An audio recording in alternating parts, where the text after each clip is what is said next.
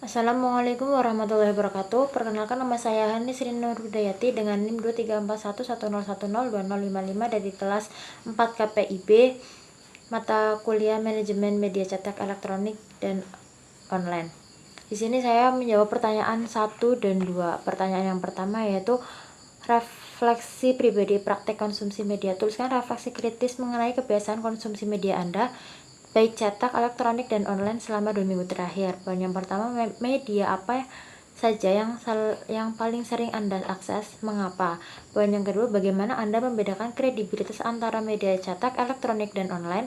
Poin yang ketiga, berdasarkan pengalaman Anda, bagaimana sebaiknya manajemen media online menjaga kredibilitas di tengah derasnya informasi dan hoax? Untuk pertanyaan yang pertama, di dalam era digital saat ini, konsumsi media telah menjadi bagian integral dari kehidupan sehari-hari. Selama 2 minggu terakhir, saya telah mengamati kebiasaan konsumsi media saya yang mencakup media cetak, elektronik, dan online. Media yang paling sering saya akses pada 2 minggu terakhir ini yaitu platform berita online seperti CNN dan media sosial seperti Twitter dan Instagram. Instagram, Twitter, dan YouTube juga menjadi bagian signifikan dari konsumsi media saya. Instagram lebih banyak untuk melihat update visual dari teman, mengikuti isu terkini melalui akun berita dan influencer, serta mencari hiburan singkat.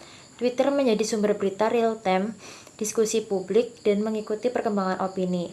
YouTube saya gunakan untuk menonton video edukatif, hiburan, dan mendengarkan musik. Alasannya selanjutnya yaitu yang pertama, saya memilih media ini adalah untuk selain dengan kemudahan akses dan kecepatan informasi yang disampaikan hingga hiburan, dalam dunia yang serba secepat ini, saya merasa lebih terhubung dengan berita terkini melalui aplikasi berita di ponsel saya dibandingkan dengan membaca koran.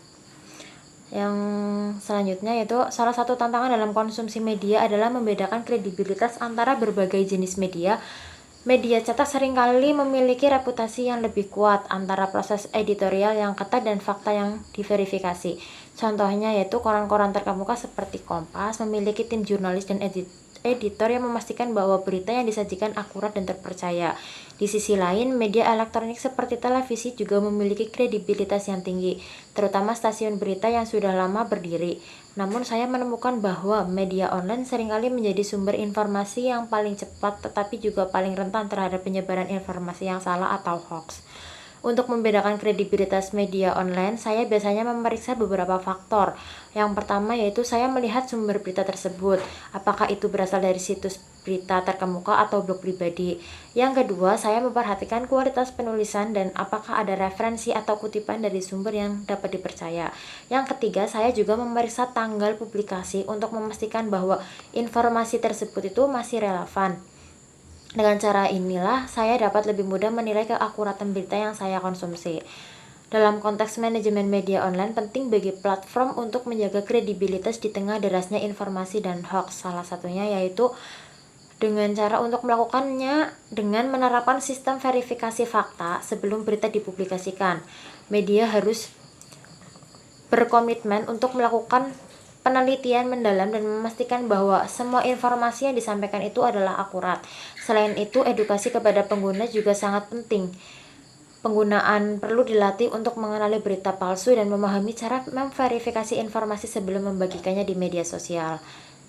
Selanjutnya yaitu media sosial juga harus bertanggung jawab dalam mengawasi konten yang dibagikan oleh pengguna.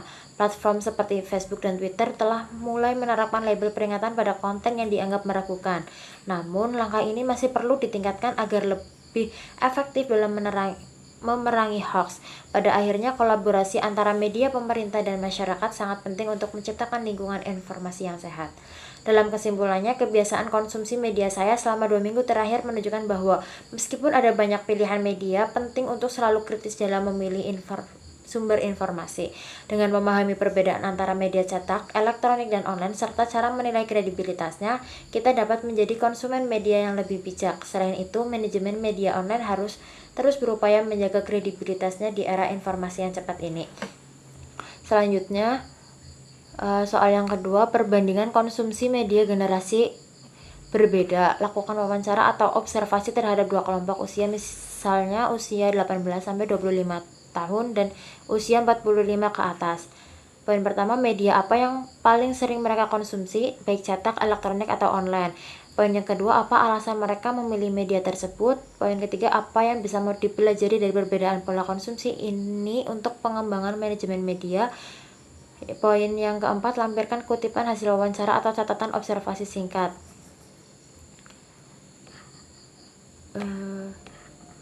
Untuk memahami perbedaan pola konsumsi media antara generasi muda yaitu pada usia 18 sampai 25 tahun dan generasi tua pada usia 45 tahun ke atas, saya melakukan wawancara dengan dua kelompok tersebut. Dari hasil wawancara tersebut, saya menemukan bahwa kedua kelompok memiliki preferensi media yang berbeda.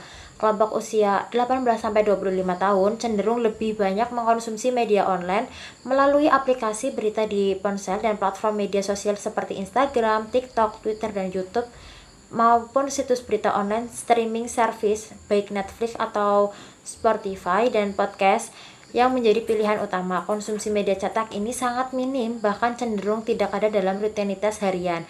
Media elektronik tradisional seperti televisi juga mulai bergeser, kecuali untuk acara atau live streaming tertentu yang dibahas di media sosial. Alasannya, mereka lebih menyukai format video pendek dan berita terkini yang mudah diakses kapan saja. Generasi ini terbiasa dengan informasi yang serba cepat dan up to date yang ditawarkan oleh media sosial dan berita online. Interaktivitas dan partisipasi, yaitu media sosial menawarkan kesempatan untuk berinteraksi, berbagi, dan menjadi bagian dari komunitas online.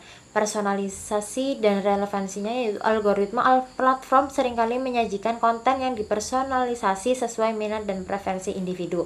Sementara itu, kelompok usia 45 tahun ke atas atau biasa yang disebut dengan generasi X dan baby boomers, media yang paling sering dikonsumsi yaitu campuran dengan kecenderungan kuat pada media elektronik, tradisional, dan cetak.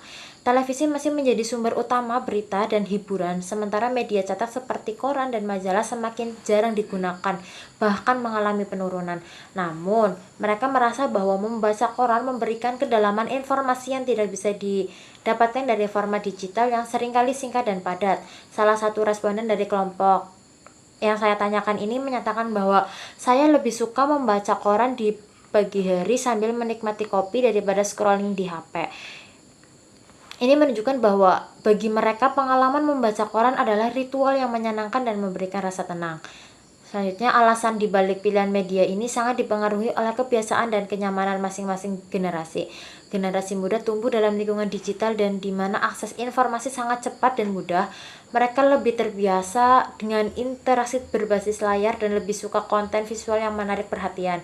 Di sisi lain, generasi tua mungkin merasa lebih nyaman dengan cara tradisional dalam mengkonsumsi berita karena mereka telah terbiasa dengan format tersebut selama bertahun-tahun. Dari perbedaan pola konsumsi ini ada beberapa pelajaran penting untuk pengembangan manajemen media. Yang pertama yaitu penting bagi penyedia konten untuk memahami audiens mereka dan menyesuaikan format serta platform menyampaikan informasi sesuai dengan preferensi generasi yang berbeda. Misalnya, untuk menjangkau generasi muda, media harus lebih aktif di platform sosial dan menggunakan format video atau infografis yang menarik. Yang kedua, edukasi tentang literasi media juga sangat penting. Generasi muda perlu dilatih untuk mengenali berita palsu dan memahami sumber informasi yang kredibel. Sementara itu, generasi tua bisa diberikan pelatihan tentang penggunaan teknologi baru, sehingga mereka bisa lebih terbuka terhadap sumber informasi digital tanpa kehilangan kenyamanan mereka dengan media tradisional. Dalam wawancara tersebut, salah satu responden dari kelompok usia 18-25 tahun mengatakan, "Saya lebih suka mendapatkan berita dari Instagram karena itu cepat dan mudah." Sedangkan responden dari kelompok usia 45 tahun ke atas menyatakan bahwa saya tidak percaya semua yang ada di internet. Saya lebih suka berita dari sumber yang sudah terpercaya. Ini menunjukkan adanya kesenjangan dalam cara pandang terhadap sumber informasi. Secara keseluruhan, perbedaan pada pola konsumsi media antara generasi muda dan generasi tua ini mencerminkan perubahan dalam cara kita mengakses informasi. Manajemen media harus mampu beradaptasi dengan perubahan ini agar tetap relevan dan efektif dalam menyampaikan informasi kepada masyarakat. Baik, kurang lebihnya dan mohon maaf. Terima kasih. Wassalamualaikum warahmatullahi wabarakatuh.